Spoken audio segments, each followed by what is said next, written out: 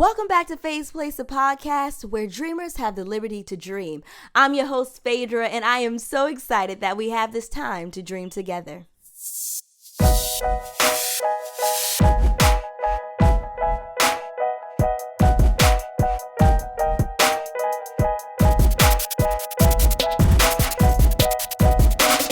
There are so many ways to advocate for justice, and creating access is one way to champion the cause. Gatekeepers are everywhere, especially when it comes to Black people and the entertainment industry. Today's guest seeks to dismantle a system that excludes. Her business, In the Cut LA, provides education and resources to Black creatives and other people of color in entertainment. This type of access affords them the opportunity to network and build their careers. From a writer's assistant on Bridgerton to a writer on The Witcher on Netflix, Rae Benjamin continues to blaze trails so others can live out their dreams as well. Thank you for stopping by Faye's Place, Rae. How are you doing? Good. Thank you for that intro. You made me sound so wonderful.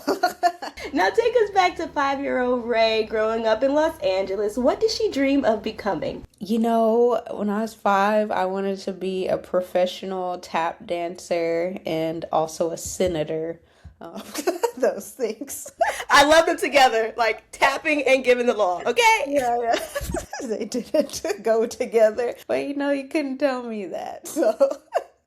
So you're a dancer as well? Yeah, I've danced my whole life. One of my first jobs actually was being a dancer in a parade at Disneyland when I was 16. That was one of the first jobs I've ever had. So that was also a dream of mine as a kid, like going to Disneyland. I always wanted to perform at Disneyland. So that's something I got to live out as well. Oh, that's wonderful. Now that sounds like a fun job. It was. Now I want to talk about your path into the industry. It is pretty unique in the fact that you didn't take this film school route. How did you go from being a graphic designer to screenwriting?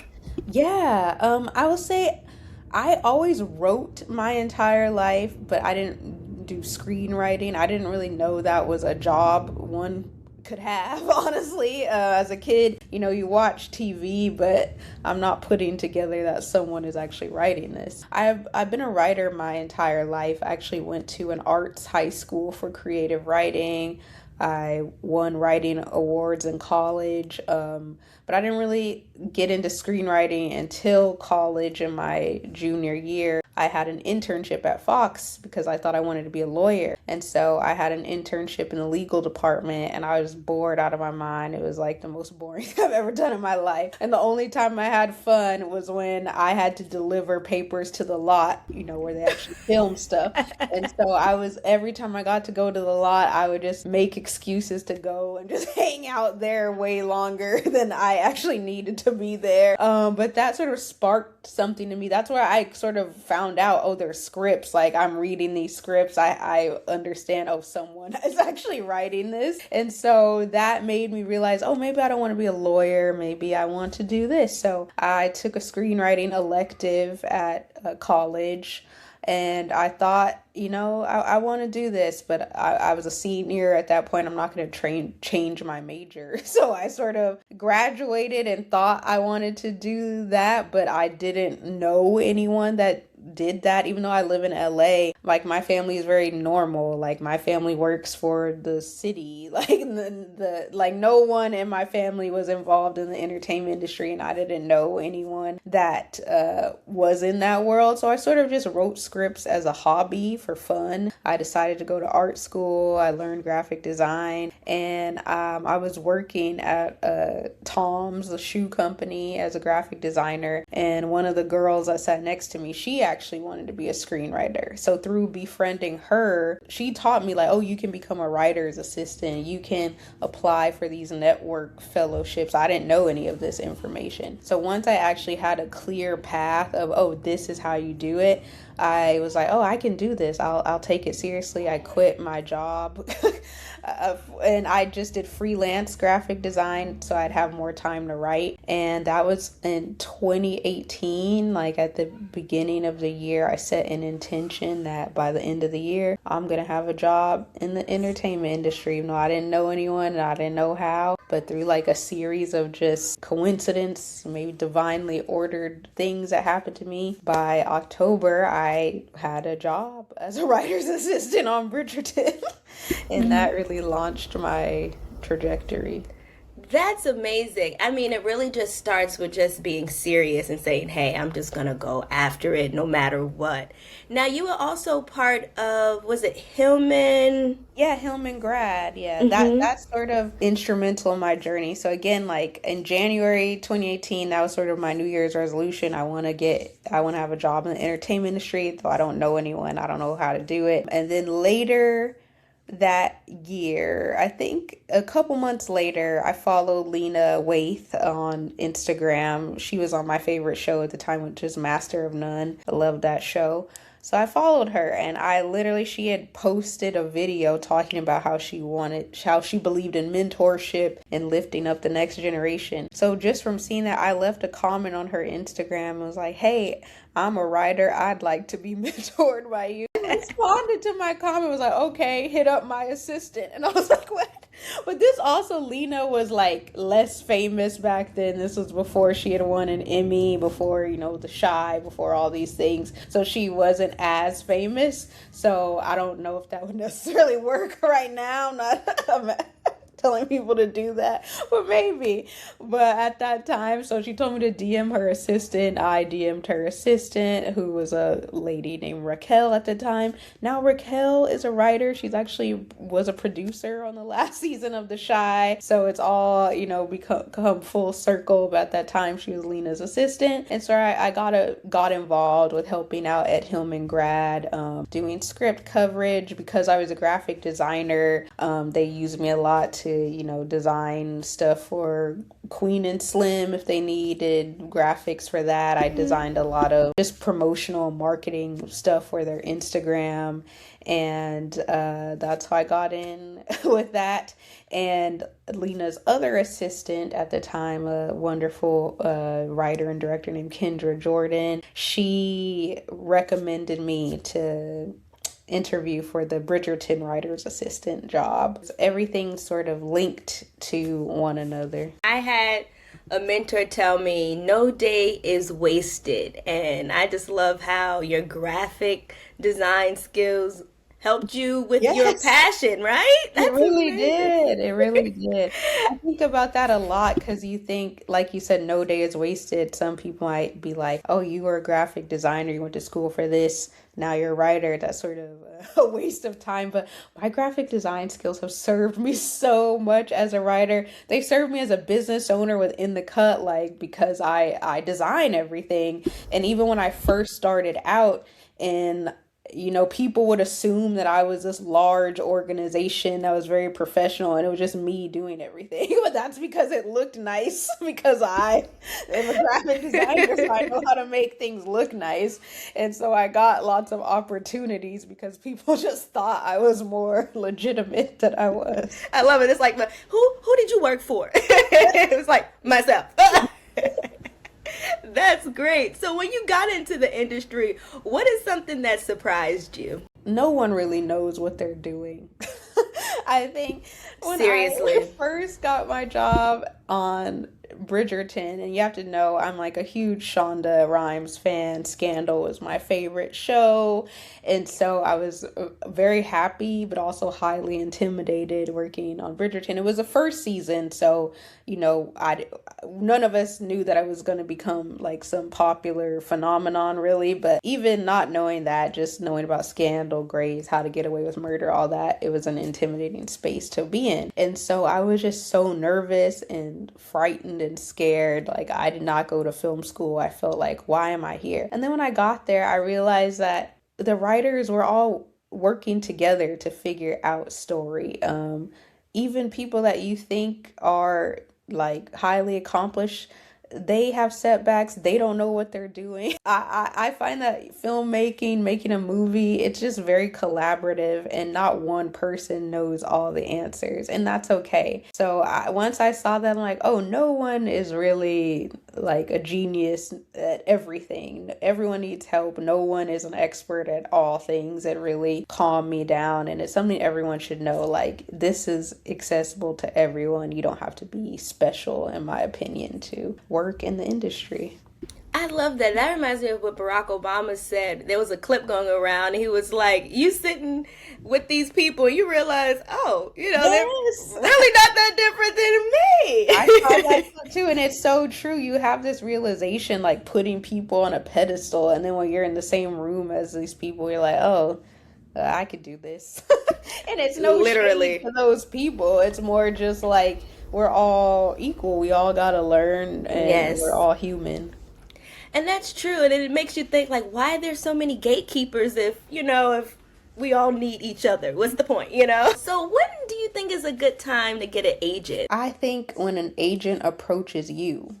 Oh, yes. I think that too many people, and I was this person as well. Like, I wrote one script and was like, oh, let me get an agent. But the first thing you write is probably not that good, just because writing is a skill you develop. Like, you wouldn't play basketball one time and think that you're gonna be drafted to the NBA. That would be absurd. But people I think it's sort of like a disrespect for the arts, to be honest, where you think that you don't have to put that much effort into it and that you can just become rich and celebrated when you really haven't invested the time in your craft. And so to me, like, I've got an agent. I wasn't looking for an agent. I was writing and working hard, and I was an assistant, and a few of the writers on the show asked to read my work. They liked my pilot that I had written, so they recommended it to some managers. I'd also made my own cartoon web series, and a management company saw that.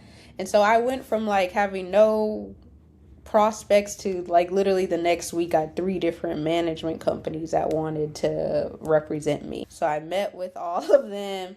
I picked one, and then that one connected me to my agent. They're also not going to change your life. I also thought that once I get an agent, no, like 9 times out of 10, an opportunity is going to become from your own hard work, not an agent. Like, they're just there to negotiate the deal. When it's there, get you some more money. They have more skill when it comes to that. But in terms of like getting the deal, like, you gotta get the deals yourself. These agents aren't really working for you like that. There's a great episode of In Proximity podcast, which is Ryan Coogler's company, has a podcast. Highly recommend it for people. But they have an manager from Macro management company, M88, on there, and he's like, yeah, we get 10% of the money because we do 10% of the work. Like, he said that. Snap. Right. No, Like, it's true. A lot of artists think they want you to be doing all this work, but no one's going to work harder for you than you. And so I 100% agree with that. And having an agent or manager, they could set some meetings, they could do stuff, but really you need to be out there writing, working, meeting people. Like, I've gotten way more opportunities just from myself rather than my reps. Yeah, and I'm so glad that you said that. I think people don't realize that it doesn't stop the hustle. Like, you have to continue with it, for real. Being that you didn't go to film school, how were you able to learn all the different formats? Because writing a script, there's a strict format that you have to follow, and it's different if it's a television show and a film and even the animation. So how did you learn those things? Good old YouTube University. I feel like you'd be surprised, a lot of writers don't go to film school. I was surprised by that too. I would say probably at least half, if not more, professional writers I know did not go to film school, and they just are self-taught.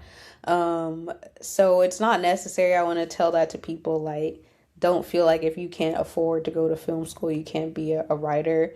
I think like some of the greatest people, like Quentin Tarantino, didn't go to film school. I believe Spielberg got rejected from USC. I think that's true. Fact check me on that. But a lot of like great filmmakers did not go to film school. So don't feel like you have to go. But you still have to invest and learn, even if it's not in a formal setting.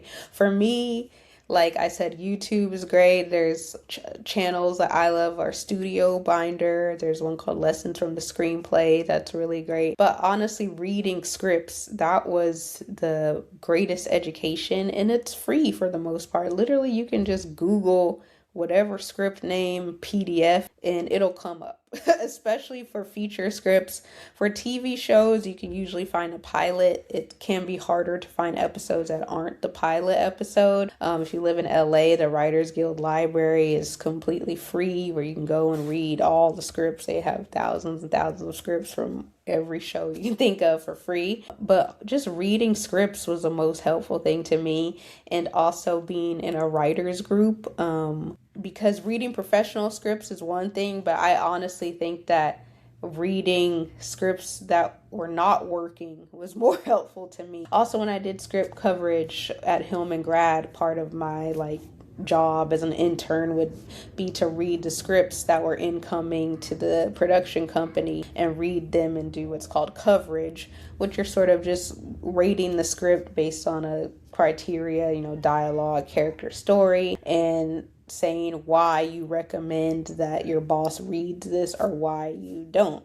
So you really can't just say, oh, I don't like this. You would have to have reasons and articulate why certain things weren't working. And that actually gave me such an understanding of story and made me understand, oh, this isn't working.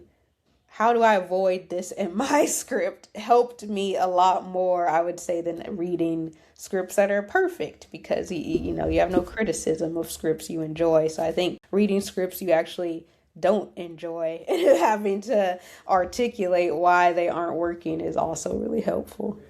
Oh, I love that. Yeah, I agree. That sounds like a fun job. Do you have an idea for a business, but bringing it to fruition seems so overwhelming? Look no further. Emboldened Consulting is a strategy and creative consulting agency that turns bold ideas into thriving ventures. When rebranding my podcast Phase Place, I needed direction and someone who gets it. Who gets me? I tried Emboldened Consulting and was not disappointed. The results I received showed that there was close attention to detail and gave me insight of what I needed to make my business work. You have the vision. Let Emboldened Consulting help you execute the dream. Their services include strategic messaging and branding development, operational strategy, project management, and marketing campaign design. Email Jodi Iyamu at emboldenconsulting.com. That's JODIIYAMU at emboldenconsulting.com to set up your consultation today. Use the code PhasePlace to receive a free consultation. Now, we touched upon it earlier, but screenwriting is such a collaborative industry. Can you tell us a time how you handled a situation where maybe you didn't see eye to eye in the writer's room? I honestly, personally, I don't really get in these situations, and I honestly credit it to my background as a graphic designer, because as a graphic designer, yeah, you are artistic, you have to use art, but your art is for commerce. Like, I'm not a fine artist. I'm not painting something just because it inspires me to paint. I am producing a work for a client who has a set of objectives that I need to hit as a graphic designer. Being a graphic designer at an advertising agency was honestly very similar to being in a writer's room, where we're all coming together. The client presents us a brief, all the designers, all the creative directors, everyone's in there, and we're sort of just all pitching ideas on the visual representation of what the client wants to do. And then we decide on one and we execute, and I'm constantly making edits to something. As a designer, I would literally make, I'm no exaggeration, probably 200 edits to an app or a website before it's presented to a client. So I was just used to coming in every day, making edits, taking notes from people, and really separating myself from my art and realizing, like, yeah, this is the way I would do it, but I'm not making this for me. I'm making this for someone else. And so I need to take their notes into consideration, and also knowing when to push back. Like, a art teacher of mine told me this, like, a lot of times clients are giving you notes that don't make sense because they are not artists. They don't have the actual language to express what is wrong, but they can sense something's wrong. So a client might say to you, hey, this house, like, imagine if you're painting a house, they might say, this house is too dark. You painted it black. Paint my house red instead. And a client will give a very prescriptive note like that. But you, as a designer, as an artist, step back and say, oh, the problem is that it's too dark. So I don't necessarily have to make it red like they said. I can do another color, but still address that note that it's too dark. And that's the same exact principle when it comes to writing. Like, my showrunner actually said that I'm very good at taking notes. My years of working as a graphic designer, like, I'm very removed from my art. And I think a lot of writers take notes and critique as like a personal affront to them.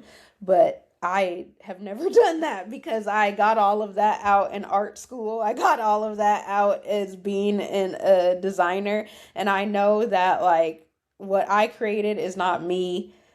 I'm creating something for a client. And even though I necessarily might not agree with that client, that's my job at the end of the day. So honestly, I don't I don't feel upset like that, and I would recommend that all artists do that as well. Like, distance yourself from your art. Your art is not a reflection of you. Again, especially if you want to work in television or film, it's highly collaborative, and you're creating a commercial product at the end of the day. If you want to make some avant-garde thing that no one understands, that you can just do whatever you want, go shoot that on your own time. But like, right. Disney is giving you $100 million to do something, you're not going to be able to do that. And so it's sort of just knowing, that your art is not you. It is essentially, a product. And you can make art for you that is not a product. Do that on your own time. That is a great perspective, because as artists, we're very sensitive, and I think that your career will probably go further and you will probably have more sanity if you do, like you said, and just remove yourself from that particular product, that project that you're working for somebody else. I know I had to learn, I probably learned that the hard way, but I've been working on my own things now, and I realized, okay, this is where I can, really be sensitive about something, and that works. So I love that you brought that up. That's great. So the entertainment industry favors young people, especially like in music and even acting. Do you feel that there is an age limit breaking into the industry for screenwriters? And what about Black women screenwriters? No, I really don't think so. Like, I guess I was older, like, again, because I had an entire career before I became a screenwriter. Like, I didn't get staffed, I think, until I was 30, which, I mean, it's not that old, but it's not fresh out of college, And I would say a lot of writers on The Witcher, like, my boss was in her 40s, like, several of the writers are in their 50s. I think that people value experience when writing, honestly. And so when you look at it, a lot of people that are showrunners are actually in their 50s and 40s, because being a showrunner is not just about writing. You have to basically be a CEO of a small company. You're managing budgets, you're hiring people, you're handling disputes between different departments. You have to have production experience being on set. So to have all of that experience, usually you don't get that if you're 25. You're not going to have that skill set. So I would say that being older and having experience, to me, is an asset, not a hindrance. And especially if you transition from other careers, like, I've seen older people, like, if you were a doctor, for example, I've seen older people that have transitioned into writing, and they're able to work on a medical show because they have that knowledge, and they right. 50, but they know all about being a doctor, and they're a good writer. I think this industry, writing, they just value a good script, and they don't care who that how you got there. Like if you went to film school, if you're 40, if you fresh out of jail, like they don't care if the script is good. Like people, that's what matters. Oh, that is encouraging. Now, here's like a fun little question. If you could live in a TV show, which one would it be? Oh, I don't know, a show where they're like rich and lounging. What kind of show? Yes. Maybe like White Lotus. Yes. Like I feel like a show where it's just rich people on vacation. Like that's how I want to be living. Is that the show that I necessarily want to watch? I don't know. But like to live personally, yeah. Like That's a good one. Yeah. I would even be an extra in one of those shows. Yes. Like I just want to be on the show where they're on vacation, like at the Four Seasons. That's the show I'm trying to be on. White Lotus. That's a good one. So explain to our audience a realistic day as a professional TV writer. It depends. Like if you're in a room, you are waking up, getting to work, probably getting some coffee. A lot of writers can't function without some coffee. I'm not that big of a coffee drinker. I'll have some chai. Probably I'll have a chai latte. Yeah. And usually, honestly, we probably spend the first hour just like not working, just talking, laughing, catching up, joking, and then we'll actually get to work.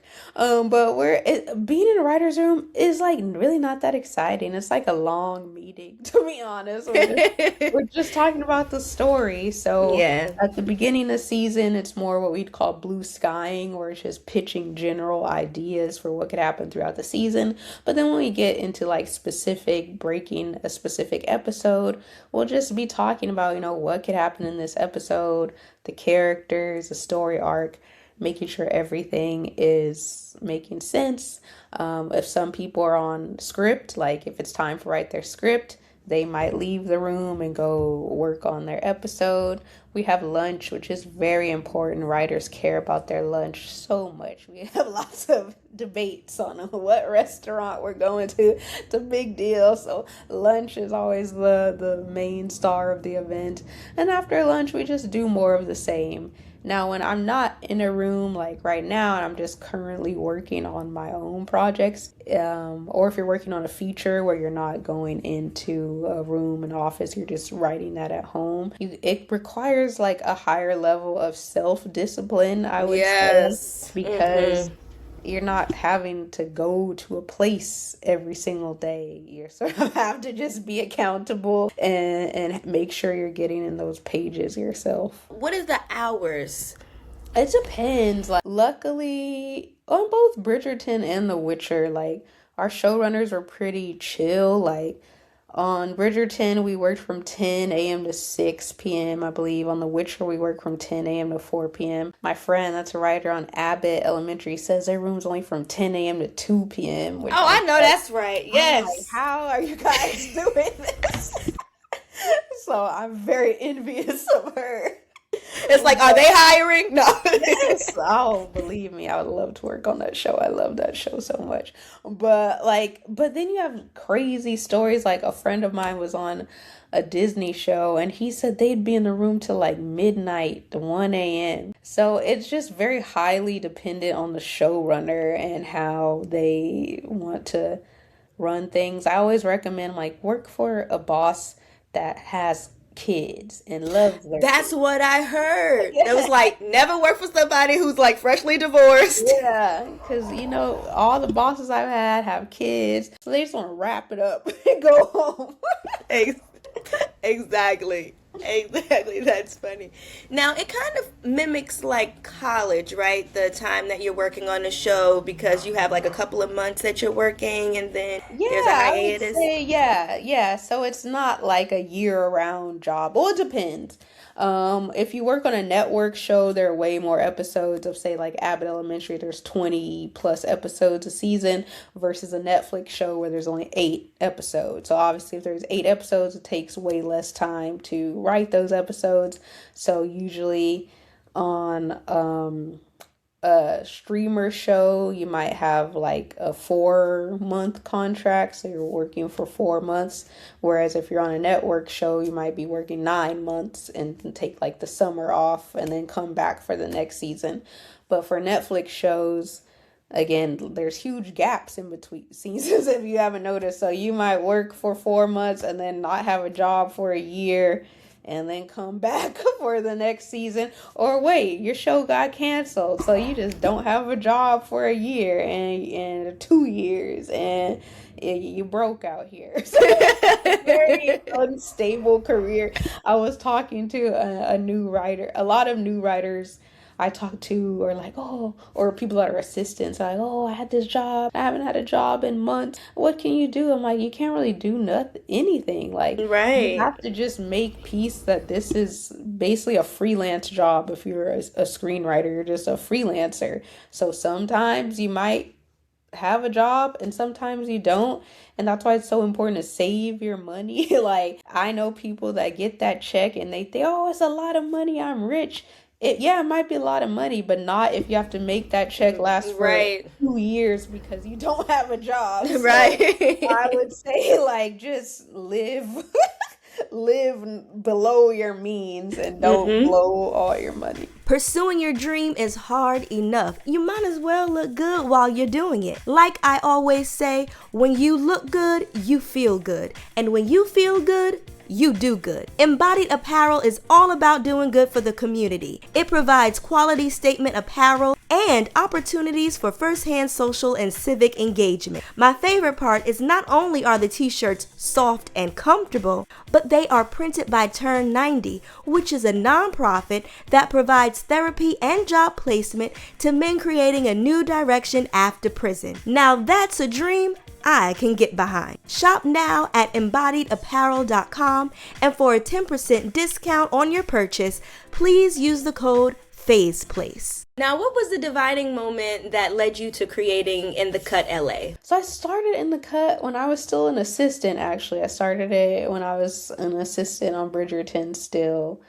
And I just, once I became a writer's assistant on Bridgerton, I realized I had so much access to people. I had learned so much information. And as I was saying earlier, like, even though I liked screenwriting after I took that class in college, I really didn't know what to start. I didn't know you could be a writer's assistant. I didn't know any of this information. And I sort of was thinking, if I don't know this, and I literally grew up in LA my whole life, imagine how many other people don't know this information. So my whole thing was just sharing information. I feel like the entertainment industry, for some reasons I don't understand, it's like very secretive and no one wants to tell you anything, and I don't operate like that. That's not the world I grew up in, the world I worked in previously. So I'm just like, if I have some information, I'm just gonna share it with someone else. What's the big deal? Like, they do with the information what they're gonna do, but like hoarding information is really weird to me. So I was giving information to people that I wish that I had, frankly. Oh, that's great. Now, you have been dropping gems this whole episode, but is there something that you would offer advice to aspiring TV writers? Yeah, I would say write.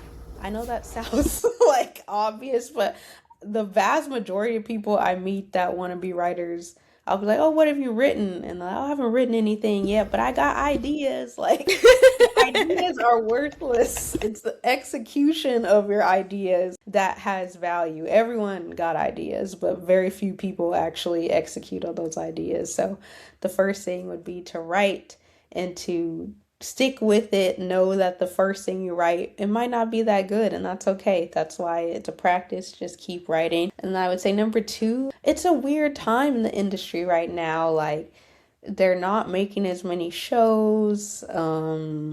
The Writers Guild reported that post-strike, there's 42% less TV writing jobs. So that's a huge loss of jobs. Right. So I encourage people at this time to make your own stuff, and there's always a low budget version of an idea you had. Like, I had an idea to make a Haitian period drama.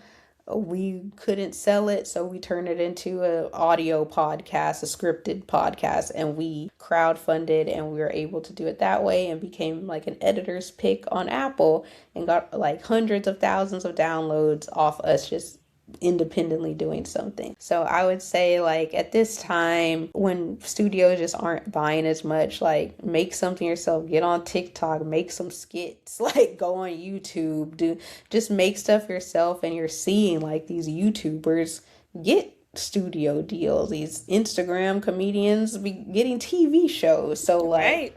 Just if you're having trouble finding work, don't get discouraged and just make stuff yourself. You don't need permission to do that. Oh, that's great. Now, what are you currently dreaming up? I am in this, to piggyback off that last question, I'm making my own stuff right now. So I have a children's cartoon that I'm working on. I wrote the script, I got the characters design. We're just in the animation process right now, so I'm excited about that. And then I have an idea for like a little comedy series that I want to release on social media. So I have a script written for that, but I need to shoot it. And then I'm also writing a movie. I have an idea for a book I started writing. I'm trying to do too much at one time. But never too much. I have a lot of ideas. So I'm like, I need to focus on one, finish one. But yeah, I'm like in the midst of doing all these things. But probably the cartoon will probably come out the quickest because that's almost done. Oh, that is so exciting. And we will definitely be looking forward to that. How can people reach out to you if they want to follow you? Can we follow you on social media? Yes, you can follow me on Instagram at InTheCutLA, on TikTok at InTheCutLA1. If you have any questions, DM me. I answer all my DMs unless it's like, read my script. I'm not going to do that. Sorry, I don't have time. But if it's a legitimate question, I will answer it, and I always answer and talk to people. Oh, this has been wonderful. Thank you for stopping by Faye's Place. You are welcome back anytime. And to our listeners, if you enjoyed this episode and what we're doing here in Faye's Place, please give us a great rating on Spotify or Apple Podcasts. Tune in next week where there's another episode with you in mind. I love you all for listening. This podcast episode was recorded with Riverside. Hi friends, it's Phaedra, and you are listening to Faye's Place. Join us each week as we talk to industry insiders about their journey and what it takes to turn dreams into a reality. Whether you aspire to be in the entertainment field or just inspired by the hustle, count this as your backstage pass. Join us every Monday for a brand new episode. And also follow us on TikTok, Instagram, and Facebook at Faye's Place.